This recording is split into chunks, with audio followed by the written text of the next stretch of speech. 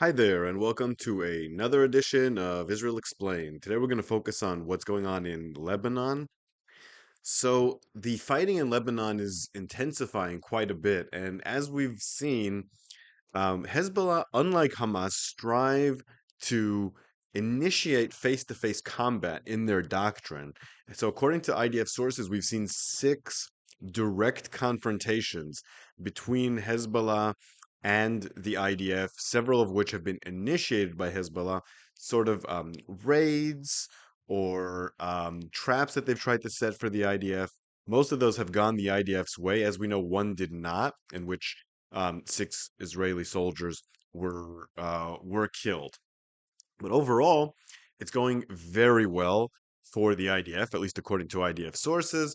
250 Hezbollah terrorists have been killed, among them 21 commanders, five of them brigade commanders, and six company commanders that have been identified so far. Several Hezbollah villages are under Israeli control, especially the ones that directly face the Israeli border. And in them, the amount of weaponry that has been found has been nothing short of extraordinary. But while most Hezbollah elements in the south are fighting according to their doctrine and striving to reach contact with the IDF is also recognizing that some units are avoiding combat because they're losing, and some of them are seeking shelter in abandoned Lebanese um, command centers, bases.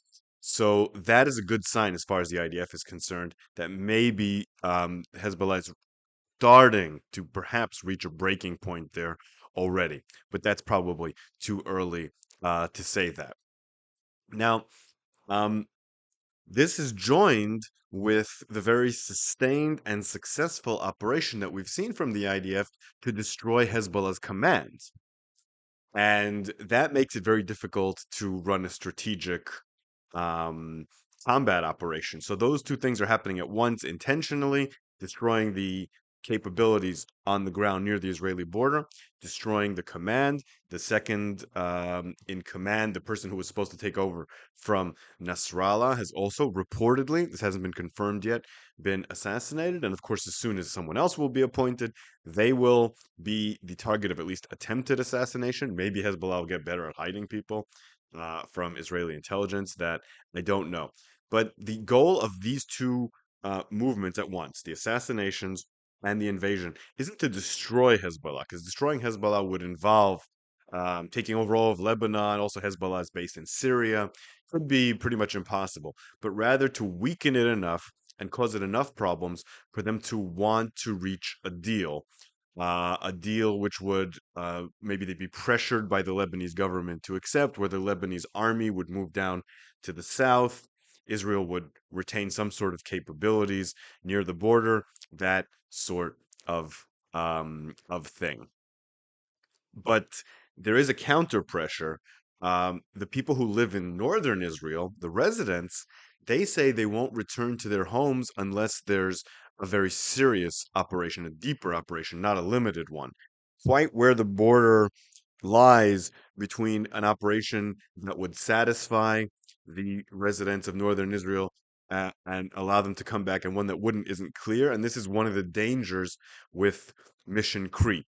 What's enough to get Hezbollah to come to the table? What's enough to get the Israeli residents to return to their homes? Those are two considerations that the Israeli government and the IDF have to look at simultaneously. Now, this also links to a hostage deal in Gaza.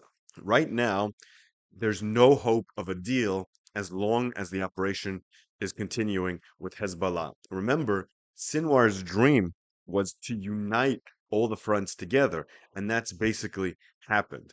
But the fact that this is what Sinwar wanted doesn't necessarily mean that it's good for Sinwar. Let's take a step back and look at what this means. There's not going to be a deal over the next 2, 3 weeks while Israel strikes Hezbollah as hard as it can. But the idea is to reach a deal after that in both Lebanon and in Gaza once Hezbollah has been proven to be weaker than thought. Right now, the Israeli government is not taking meetings with the hostage families. According to Channel 12, Netanyahu isn't returning their calls, and Gallant has refused to meetings. But a military source, has told the families the following quote: "We estimate the fighting will cease in 2 to 3 weeks, and the hope is for a diplomatic agreement for the hostages and the North together." So what we have here is we have a strategy to hit Hezbollah as hard as possible for the next few weeks, then try to reach a deal under improved conditions when Sinwar no longer has the ability to dream that Hezbollah will save him because they've been proven to be weakened, and with restoring some security to the residents of the north. This is the first time I've seen some kind of strategy to end the war. It may not be perfect, but at least it is one. And I commend the government and the IDF for finally having some sort of road ahead. And hopefully, paradoxically, by escalating in Lebanon, a hostage deal can come to fruition. Um, had a couple questions from the previous episode, but most of them weren't ones that I could answer very practically.